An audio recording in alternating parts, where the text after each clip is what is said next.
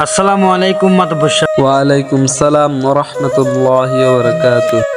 কি সমস্যা তোমাদের, কি জন্য আসছো? মাতব্বর সাহেব, একটা গরিব ঘরের ছেলে আমার মেয়েকে ডিস্টার্ব করতেছে, সেই জন্য আমি একটা বিচার চাই। ছেলেটাকে, ও কার ছেলে? ওকে ডাকো। মাধবপুর চাপ ছেলেটাকে বলছি। যাও ওই ছেলেটাকে ডেকে নিয়ে আসো। আমি এই ছেলেটাকে কোথায় পাই? একটু দোকান আছে ওটা কি? ভাই, আপনাকে মাধবপুর সাহেব ডাকতেছে। কেন ডাকতেছে?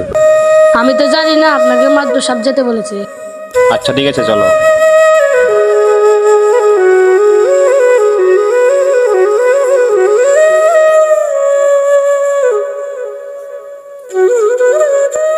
আসসালামু আলাইকুম।